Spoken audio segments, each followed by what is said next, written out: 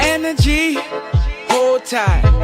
Feel it in my bones when it's out of sight. Fortified for the ride. Hey everyone, so today I'm going to show you guys one of my favorite meals growing up. It is a plantain casserole, or if you're Hispanic, it's a pastelon. My grandma used to make this for family gatherings all the time, and sometimes I would even request it because it was so good. Literally one of my favorite meals of all time. So I'm really happy that I took the time to make a veganized version of it. And this past weekend, it was my cousin's 16th birthday party. So I decided to bring a pastelon to my cousin's birthday party. And I made it so it looked so similar to the real thing, and I didn't tell anybody that it was vegan. Long story short, it was gone within the first 20 minutes that I set it down, and it was like the topic for like a good hour, and people were like, oh, is there more? Is there more? I heard it was good. And they would go back and it was gone. A lot of people didn't even get to try it. So it warmed my heart. I was so excited. People were so curious. I'm bringing this up because a lot of people, background noise, sorry. So I'm bringing this up because a lot of people have mentioned to me that they struggle when they go to social gatherings because they're either pressured to eat something that they don't want to eat, or they just simply don't eat. So I wanted to share what I did. I know there's a lot of videos out there that give you a few steps that you can take, and feel free to watch them because I've watched them as well. But I'm here to share what worked for me, and it maybe will work for you. So the first thing that I like to say is that there's no one that can pressure you into doing something that you don't want to do. And if you feel really passionate about this lifestyle and you have made the connection between animals and what you eat, then it shouldn't be a problem turning it down. It's not easy for everybody, but that's how it was for me. I made the connection very quickly, and there was nobody who could tell me anything about it. Secondly, when I go to social gatherings, with whether it's a friend social gathering or a family social gathering, typically it's a potluck, so a lot of people bring different types of dishes. I take the opportunity to make a dish that not only I will eat, but that doesn't look too strange to the meat eater eye, so it doesn't go to waste. So I have made pasta salad, I've made empanadas, mainly pasta salad because everyone loves pasta, and just recently I made the pastelon to my cousin's birthday party. If it's an event where it's like a wedding or just an event where it's not a potluck, you're not going to bring your own dish, I usually eat before. I know it sounds a little bit weird, but I eat before so that when I get there I'm not hungry. And most of the time there is some sort of salad, whether the dressing is good or not. Usually they have oil, vinegar, or balsamic, and I'll use that. If they don't, I'll literally eat the salad just plain, just so I don't look weird not eating at the table. I just grab something that's there. Even if I'm like picking around at it, I still grab something. And then if I'm going to a restaurant that's not a vegan restaurant, I, number one, ask what restaurant it is, and then I go into the website and I look at their menu and I sort of plan out what my options are. If there are no options, then it's going to be like fries or a side of broccoli, or I'll just build a meal out of whatever sides they have. Most restaurants do have a veggie option, but it's smart to ask for their allergen menu because it lists every single ingredient. It's for people who have allergies, which makes sense, but you'll be able to tell what type of sauces they use and things like that, so process of elimination. But I always have plan A and plan B, like, okay, this seems like it might be a vegan meal, but I need to ask like what sauce it is, or I need to ask like what other ingredients they use. If it's not vegan, then I'll go to plan B, which is probably making a meal out of sides. So that's what I do when I go out. I'm not sure if that helped. It does require some sort of preparation, but like I said, if you truly believe in this lifestyle and you're in it, whether you're doing it for your health or whether you're doing it for animals or both, yeah, no one can tell you otherwise.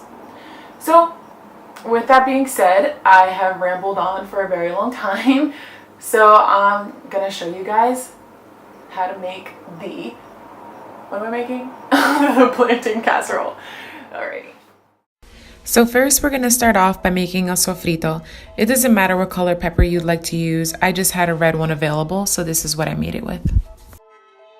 Next, we're going to chop half of an onion, and you can cut them up in pieces just like this, or you could just leave them in slices.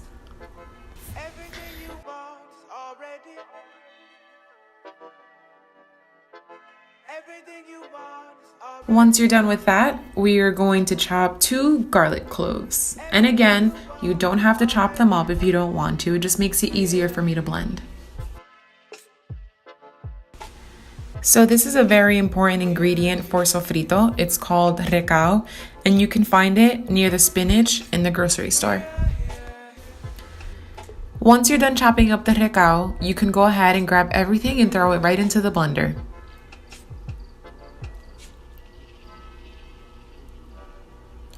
We're going to add half a cup of water,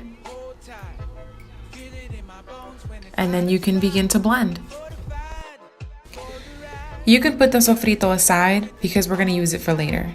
Now it's time to cut the plantains. These plantains weren't as ripe as they should be. I went to 3 different grocery stores and this is all I can find. Typically, they should be covered in dark spots, and that's when they're the sweetest. Today, I'm using 7 plantains. The easiest way to peel the plantain is by slicing the skin from top to bottom and then removing it like a coat.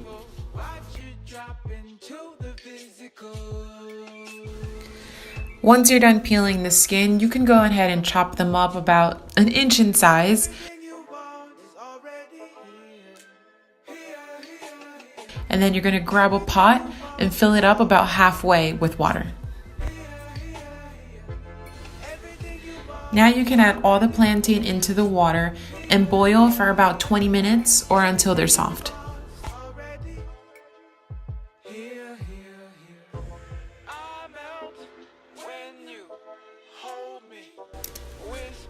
While that's boiling, we can go ahead and begin to make the vegan beefless crumble. To start, we're going to take 2 carrots, we're going to peel them, and we're going to chop them into little pieces. Then we're going to take 1 broccoli head, and we're sort of going to shave the top part of it so we're not taking too much of the stem. Once you're done with that, you can chop it up into little tiny pieces.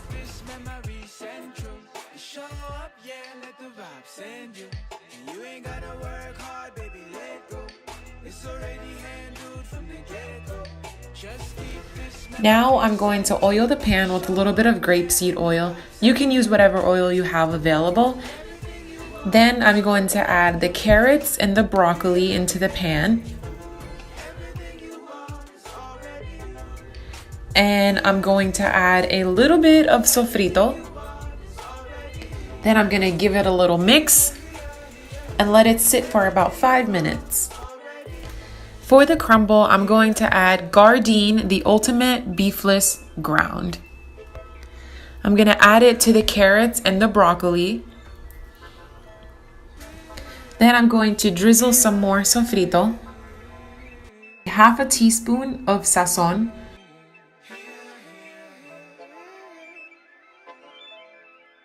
One tablespoon of adobo.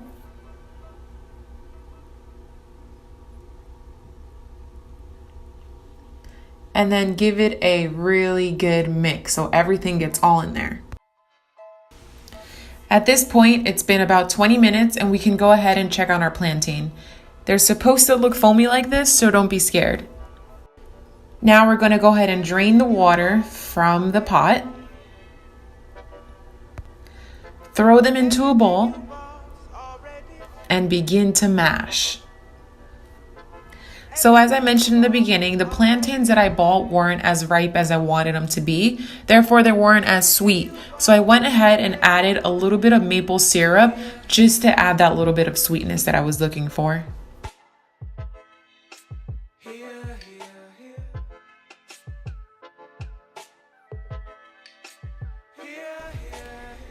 Now we can begin to put it all together. First, a layer of plantain, then a layer of the vegan ground beef.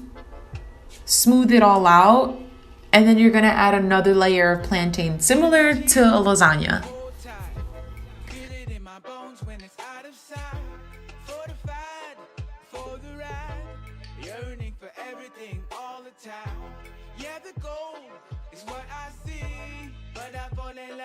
Once you're done with that, you can pop it right into the oven at 400 degrees for about 15 to 20 minutes. And it's good to go.